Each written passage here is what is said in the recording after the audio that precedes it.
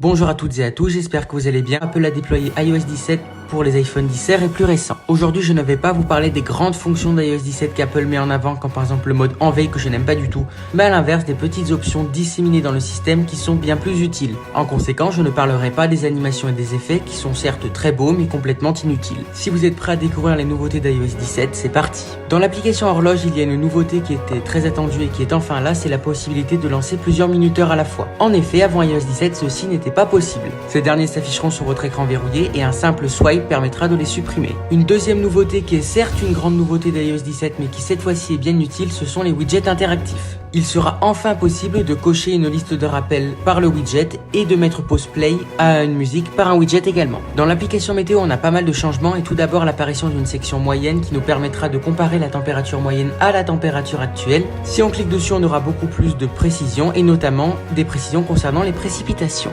Pour l'occasion, une nouvelle version du widget météo est proposée. C'est une version encore plus grande que celle qui existait avant et un second widget face de la lune a également fait son apparition. Si vous êtes utilisateur de Safari et de la navigation privée, je pense que cette option va vous ravir.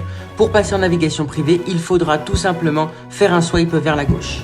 De plus, une nouvelle sécurité a été ajoutée, les onglets de navigation privée ne pourront se déverrouiller qu'avec Face ID ou Touch ID. Le navigateur Safari propose également des nouvelles options de sécurité, j'en parle dans ma vidéo consacrée à ce sujet, n'hésitez pas à aller la regarder.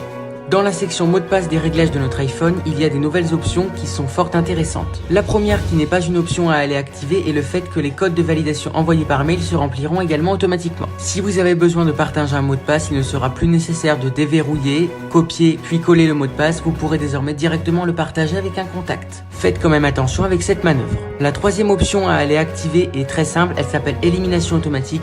Elle permet de supprimer les codes de validation usagés. Si vous aimez bien avoir des live photos comme fond d'écran, ceci va vous ravir.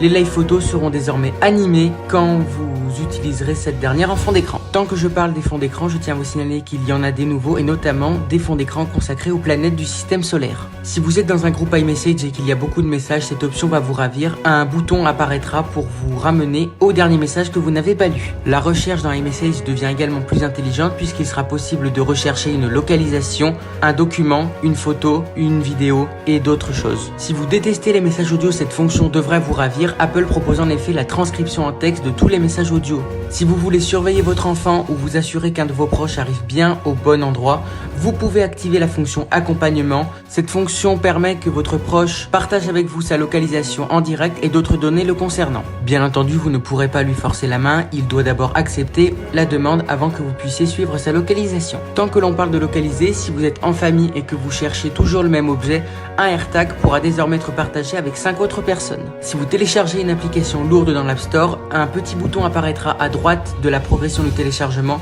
Le temps de téléchargement restant sera indiqué en plus du pourcentage de ce dernier. Dans l'application FaceTime, si jamais votre correspondant ne vous répond pas, vous avez la possibilité après l'appel de lui laisser un message vocal. Il y a également des gros changements dans l'application Traduire, l'interface a été complètement revue et cette dernière est beaucoup plus simple. Dans l'application Notes, le texte prédictif était clairement en deçà de ce que l'on peut attendre d'un iPhone. Cependant, avec iOS 17, ceci semble corrigé et il donnera des suggestions plus intelligentes. C'est également vrai pour la correction automatique qui devrait être beaucoup plus intelligente et prendre en compte les erreurs de grammaire et, plus important encore, les fautes de syntaxe. L'application Notes comprend également l'ajout d'une fonction permettant de rajouter des liens vers une autre note et une meilleure gestion des PDF. Une grande fonction de Google Maps dont Plan ne disposait pas avant iOS 17, c'était la possibilité d'utiliser des cartes hors connexion. Désormais, c'est possible étant donné qu'Apple autorise le téléchargement des cartes pour pouvoir les utiliser hors connexion. Attention, ces dernières sont quand même plus lourdes que sur Google Maps car elles contiennent plus de détails. Si vous êtes utilisateur de voitures électriques, l'application Plan pourra prendre en compte ceci en proposant un itinéraire avec des bornes de recherche sur le chemin. AirDrop s'enrichit et gagne deux nouvelles fonctions intéressantes. La première, c'est Name Drop qui permet de partager votre fiche de contact tout simplement en approchant votre iPhone avec celui de votre interlocuteur. La seconde amélioration est le fait de pouvoir continuer le partage d'un fichier même si vous passez hors de portée d'AirDrop. Le téléchargement et l'envoi continueront par Internet. L'application AirPlay devient intelligente, elle pourra désormais vous faire des suggestions en fonction de ce que vous êtes en train de faire. Par exemple, si vous écoutez de la musique, AirPlay vous suggérera automatiquement une enceinte plutôt qu'un autre appareil.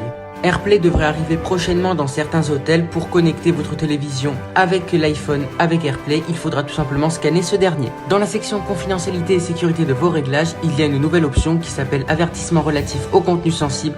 Elle permet tout simplement de détecter et de bloquer, ou plutôt de flouter les photos de corps nus avant qu'elles s'affichent sur votre iPhone.